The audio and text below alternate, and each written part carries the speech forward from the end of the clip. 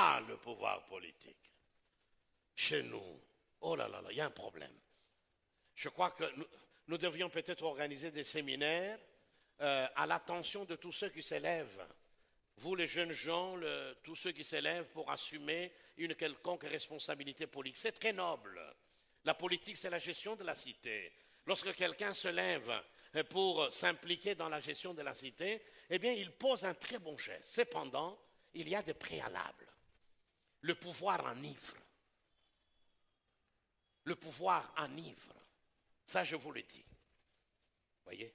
Si vous ne faites pas très attention, eh bien, vous pouvez à un moment croire que vous êtes devenu la quatrième personne de la Trinité. Non, il n'y en a que trois. Oui. Voilà, tu crois. Attention. Oui.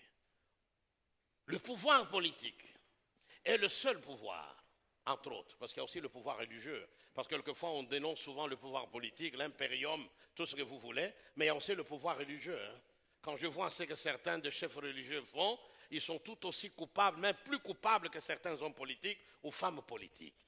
Mais enfin, le pouvoir politique est un des rares pouvoirs qui peut transformer un agneau, un humble agneau,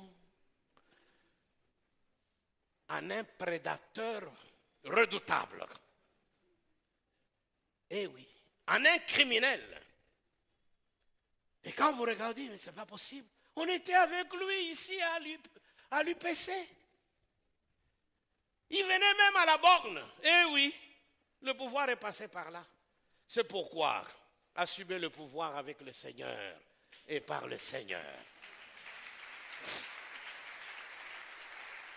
Et là, vous allez comprendre que quand on se lève pour assumer une quelconque responsabilité politique, eh bien, on se lève pour endosser le tablier de serviteur, pour être au service de la population, et non pas le contraire. Chez nous, c'est le contraire. Les gens font de la politique pour s'enrichir. Le roi va venir, on a confirmé avec la reine, c'est une bonne chose pour nous. Mais il y a quelque temps, allez, 2 mois maintenant, celle qui s'occupait des affaires étrangères, Madame Wilmès, vice-première ministre, ministre des Affaires étrangères, a dû démissionner. Non pas parce qu'elle avait fauté, pas du tout. Vous savez pourquoi? Pour s'occuper de son mari qui est malade. Voilà un esprit noble. Il sait, je ne peux pas assumer cette charge, en même temps, s'occuper de mon mari. Je dois être à 100% pour le pays. Il a démissionné. Il a laissé le poste à quelqu'un d'autre. Elle est allée s'occuper de son mari. C'est courageux. J'aimerais voir ici chez nous. Ah, voyez? Vous voyez, mes amis, vous n'êtes pas le seul, vous n'avez pas le monopole ni de l'intelligence, ni du charisme, ni de monopole de propositions quant aux solutions aux problèmes. Mettez un pas de côté. Quand vous voyez que vous n'avez plus un bon témoignage, on vous accuse dans tout, soyez humble. Partez. Allez vous asseoir. Comme ça, Joseph ici va se lever, il va assumer cette fonction. Vous pensez que quand vous partez, la République va mourir? Non. Voilà, mes amis, ce qui nous manque.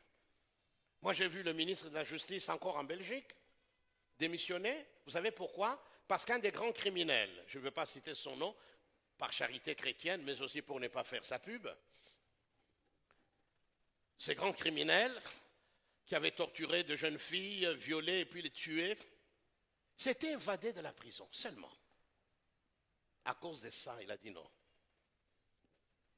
Pour l'honneur de la fonction, il a démissionné. Quelqu'un d'autre a pris. Sinon, et vous voyez même certains, ils pensent que le pouvoir, c'est, je ne sais pas, vous le voyez. Ah, master. Vous êtes serviteur. Servez, car c'est une grande responsabilité. Moi, je n'aimerais pas être à leur place. Vous savez pourquoi? Parce que ces âmes que vous êtes, vous appartenez à quelqu'un. Tout ce qu'on vous fait, eh bien, on le fait à celui qui vous a créé. Ah, les gens auront de comptes à rendre. Moi, je vous l'ai dit, polez-les. C'est ça qu'on dit, hein? Voilà. Parce que je vous aime. Parce que je ne veux pas être un faux prophète. Vous manipuler avec des fausses prophéties. Parce que je ne veux pas vous saupoudrer avec des versets tirés hors de leur contexte. Parce que je vous aime. Et je dis la vérité. Faites attention avant que l'ouragan souffle. Avant que la tempête passe par là. Laissez ces assurances que vous avez jusque-là sur vos responsabilités, votre position sociale, parce que vous êtes autorité morale, je ne sais pas comment, morale, politique, tout ce que vous voulez, allez vous asseoir sur Jésus. Maintenant, avec sa force, assumez maintenant ces fonctions-là. Vous verrez comment c'est beau de venir et de répondre aux besoins des gens, de donner à manger à celui qui a faim, de donner de l'eau à boire à celui qui a soif. Et vous allez comprendre que il n'y a que Jésus et Jésus seul. Alléluia, acclamons son nom.